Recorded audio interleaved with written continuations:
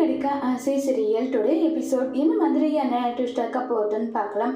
ரொம்பவே வருத்தப்பட்டு மீனா போயிட்டு நேராக வந்து மண்டபத்தோட ஓனர் கிட்ட போறாங்க. யாரு மணின்னு சொல்லிட்டு கூப்பிடுறாங்க. இல்ல சார், இவர் வந்து மண்டபத்தை டெக்கரேட் பண்ணி சொல்ல சொன்னாங்க.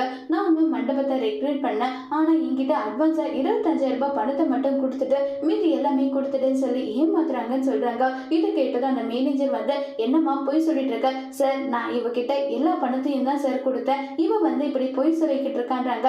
எப்பவுமே கொடுக்குற கான்ட்ராக்ட் கிட்ட கொடுக்க வேண்டியதானே, சிந்தாமணி கிட்ட இப்படிப்பட்ட பண்ணுங்களுக்கெல்லாம் கொடுத்து எதுக்காகப்பா இப்படி வந்து மண்டபத்தோட பேரை கேட்டுட்டு இருக்கான்னு சொல்லி அங்க திட்டிட்டு அங்க இருந்து கிளம்பி கோவமா போயிடுறாங்க. உடனே மேனேஜர் வந்து மீனாவை பார்த்து சிரிக்கிறாங்க. மீனா எவ்வளவு கேட்டாலுமே அதுக்கான பதில் வந்து சொல்றது இல்ல.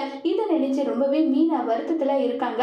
இந்த விஷயம் விஜயாவுக்கு தெரியுது. உடனே விஜய் வந்து இதை நம்ம எப்படியாவது நல்லபடியா செலிப்ரேட் பண்ணி நல்லா கொண்டாடணுமே, என்ன பண்ணலாம்னு சொல்லிட்டு யோசிச்சுட்டு இருக்காங்க. உடனே ரவிக்கு கால் பண்ணி, இங்க பாருடா, நீயே ஹோட்டல்ல இருந்து சாப்பாடெல்லாம் எடுத்துட்டு வந்துரு, இது வேணும்னு சொல்லிட்டு எல்லா மெனுவும் கொடுக்குறாங்க. உடனே ஸ்ருதிக்கு வந்து சந்தேகம் வருது. ஆண்டி இந்த மாதிரி விஷயத்துல கண்டிப்பா ஏதோ ஒரு காரணம் இல்லாம செய்ய மாட்டாங்க, அதுக்கு ஏதாவது ஒரு காரணம் இருக்குன்னு எல்லாம் சொல்லி பேசுறாங்க. ஏதோ ஒண்ணு விட அம்மா சந்தோஷமா இருந்தா நம்ம குடும்பமே சந்தோஷம் சொல்லிட்டு எல்லாரும் மாறி மாறி என்னென்ன ஃபுட் வேணுமோ அதை எல்லாமே அரேஞ்ச் பண்ணி சாப்பிட்டுட்டு இருக்காங்க. மீனா வந்து ரொம்பவே டயர்டா வராங்க. வாங்க மீனா சாப்பிடலாம்னு சொல்லிட்டு கூப்பிடுறாங்க. உடனே மீனா, இல்ல எனக்கு ரொம்ப டயர்டா இருக்கு, எனக்கு சாப்பாடு வேண்டாம்னு சொல்லிடுறாங்க. உடனே விஜயா, இன்னைக்கு உனக்கு சாப்பாட்டுல இருந்து ரெஸ்ட், வந்து சாப்பிடுன்னு சொல்லி கூப்பிடுறாங்க. இது எல்லாமே ஸ்ருதிக்கு சந்தேகமாவே இருக்கு.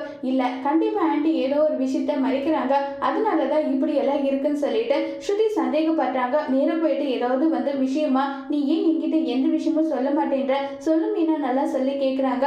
மீனாவும் எந்த விஷயமும் சொல்லாம அதெல்லாம் ஒண்ணும் இல்லைன்னு சொல்லி சமாளிச்சுட்டு இருக்காங்க. இப்ப நம்ம முத்து வந்ததும் மீனா முத்துவை கட்டி பிடிச்சு நடந்தது எல்லாம் சொல்றாங்க.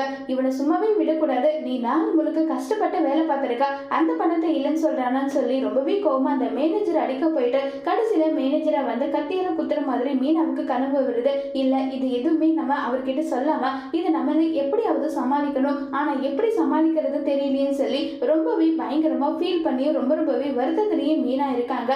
இப்ப மீனா வந்து முத்து கிட்ட விஷயத்த சொல்லுவாங்களா, இல்ல மீனாவே இந்த பிரச்சனையை சமாளிப்பாங்களாங்கிறத வரப்போற எபிசோட்ல வெயிட் பண்ணி பார்க்கலாம். தேங்க்யூ.